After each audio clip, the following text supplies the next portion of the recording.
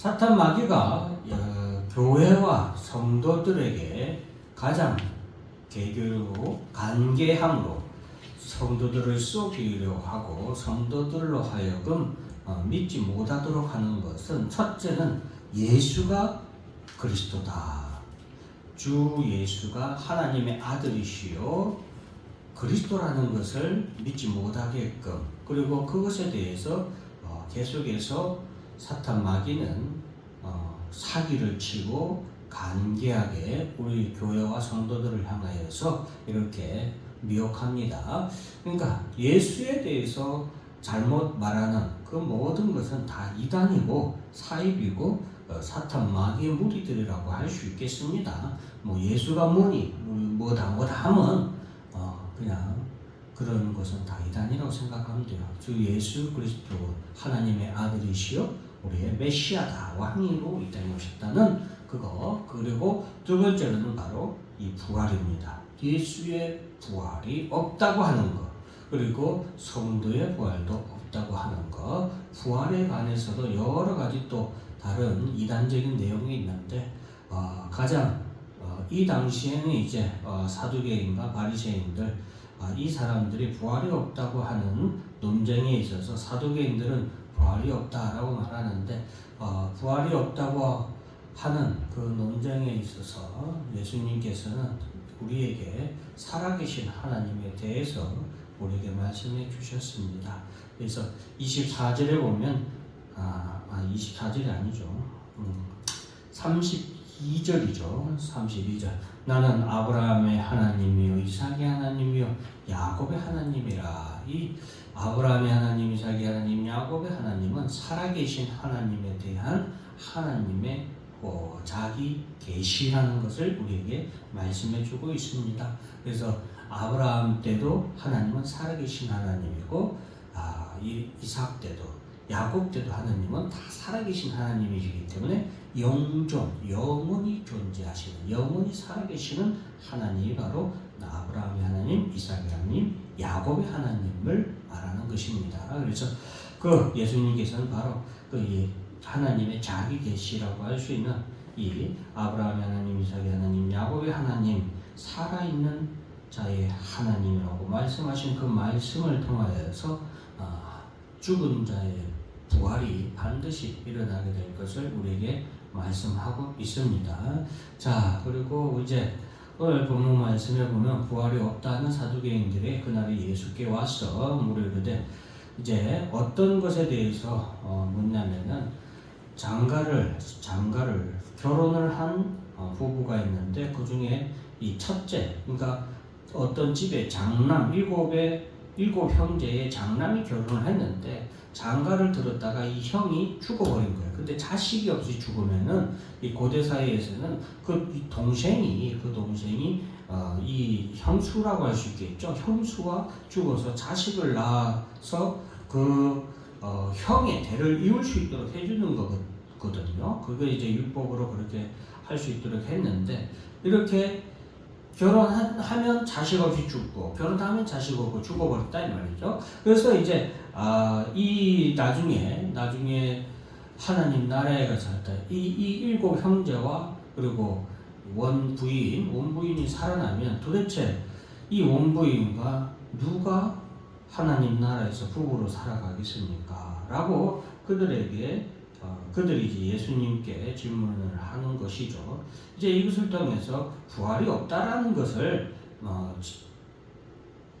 피력하는 거죠. 사두개인들이 이제 부활은 없다. 그래서 부활을 하면 이런 문제도 있고 하기 때문에 부활은 없다라고 말하는 것인데, 예수님께서는 그것에 대해서 너희가 성경도 그리고 하나님의 능력도 알지 못하는 거로 오해하였다. 첫째는 그들이 성경을 알지 못하였다. 성경에서는 계속해서 아브라함의 하나님, 이삭의 하나님, 야곱의 하나님이라고 말씀하셨는데 너희가 그런 하나님의 말씀도 제대로 알지 못했다. 우리가 오늘 본문의 말씀에서 우리가 성경을 알아야 된다. 하나님의 말씀을 우리가 잘 읽고 묵상하고 그거 말씀을 듣고 배우는 것을 힘써야 된다. 저는 사실 이 하나님의 말씀을 연구하고 하면서 지금 시대에 살아가는 것을 너무나도 감사하게 생각했어요. 왜냐하면 아브라함의 시대 때는 성경이 없으니까 그저 하나님에 대해서 믿는 것, 그거 하나만으로 살아야만 했단 말이죠. 다른 어떤 것도 필요 없었잖아요. 그냥 믿음의 조상인 것처럼 모든 것이 처음이었어요. 우리가 흔히 이런 말을 합니다. 부모님이 자녀들에게 참 미안하다라고 말할 때에 우리가 살면서 내가 부모가 처음 돼봐서 엄마가 처음 돼보고 아빠가 처음 돼봐서 너희들한테 정말 잘해주고 싶었지만 모든 게 처음이니까 실수도 하고 또 잘 못한 경우가 너희들을 위해서 정말 모든 것을 다 잘해주고 정말 최고의 부모, 최고의 아버지, 최고의 엄마가 되고 싶지만 우리가 선택한 것들이 잘못할 때가 참 시행착오를 겪는 경우가 많았다라고는 말을 우리가 하잖아요.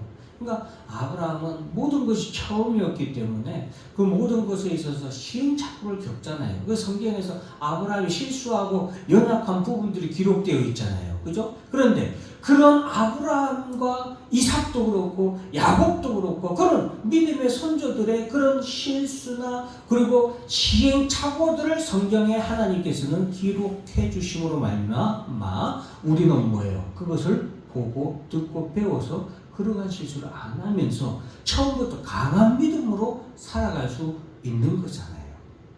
그렇습니다. 그래서 우리가 성경을 그래서 잘 배우고 잘 우리가 익혀야 되겠습니다. 그럴 수 있는 시대에 사는 것도 참 감사해요.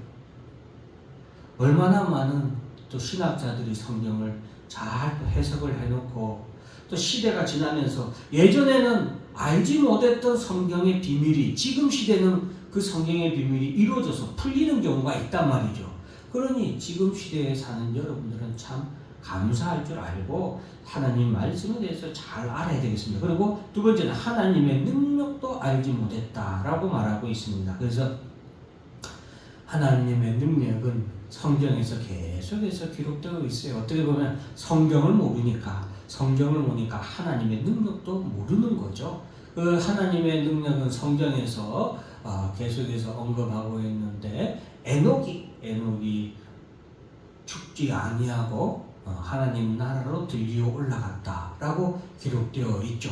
그리고 구약에 보면 엘리야가 불마차를 타고 불병거를 타고 하나님 나라로 들리어 올라갔다라는 기록이 있죠. 그래서 하나님의 능력은 사람이 꼭 죽어서만 하나님 나라에 가는 것이 아니라 죽지 아니하고도 하나님 나라에 가는 것이고 그리고 죽은 자도 능히 살아나서 하나님 나라에 갈 수 있다고 성경은 계속해서 말하고 하나님의 능력을 그렇게 말씀하고 있습니다. 그래서 이 하나님의 능력은 결국에는 예수를 십자가에서 죽은 지 사흘 만에 하나님은 누구를 부활하도록 일으키셨습니까? 예수가 죽은 가운데 3일 만에 죽은 자 가운데서 3일 만에 죽은 자 가운데서 부활하도록 하나님은 그 예수를 살리심으로 하나님의 능력을 나타내셨죠.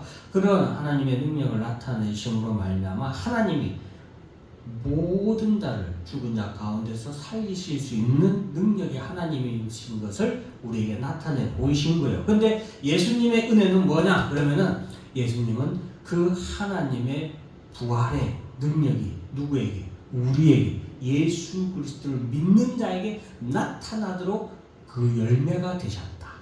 이게 예수님의 은혜예요. 네? 이해하시겠죠? 네, 그래서 우리를 살리시는 하나님의 능력에 대해서 얘기하고 있습니다. 그리고 이제 하나님 나라에서는 천사와 같게 된다라는 주님의 말씀을 기억하시길 바라고 많은 이단들이 부활하고 관련된 이단들이 많습니다. 어떤 이제 몇 가지만 다 말하기는 시간이 좀 그렇고 몇 가지 예를 들자면은 육체의 부활은 없다. 영혼의 부활만 있다라고 하는 영혼 부활에 대한 그런 이단이 있습니다.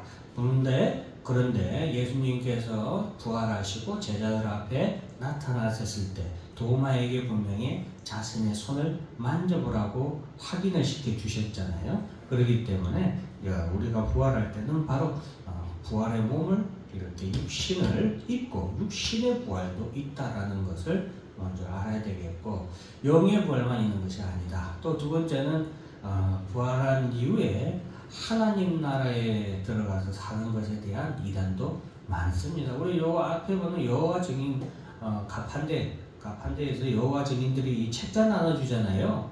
책자 나눠주는데 그 사람도 여호와 증인들은 그 가판대에 나와서 하는 게 의무예요. 성도로서의 의무라서 꼭 나와서 해야 돼요. 1년에 정해진 시간이 있어요. 그래서 그걸 꼭 지켜야 되는데, 그 가판대 책자를 보면 그 책자에 보면 아름다운 동산에 대한 그림이 그려져 있죠.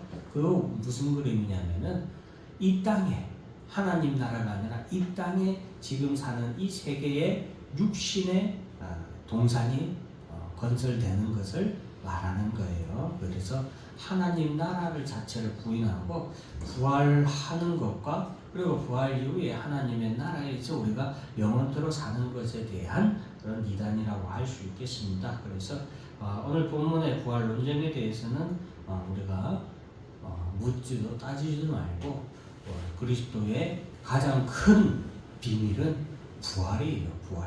부활하고 부활하는 죽은 자도 부활하고 살아서 예수를 믿은 자는 그대로 들려 올라가면서 부활의 생명을 받는 거예요. 부활의 생명을 받으면서 뭐 또 입어요? 부활의 몸도 그때 받는 거예요.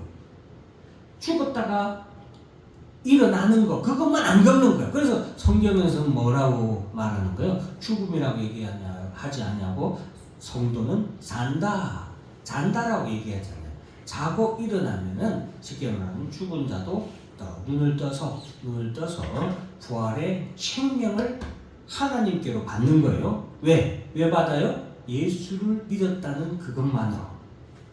예수를 믿었다는 그것만으로 부활의 생명과 부활의 육체를 입고 하나님 나라에 들려 올라가는 것을 우리가 잘 알아야 되겠습니다. 네, 기도하겠습니다.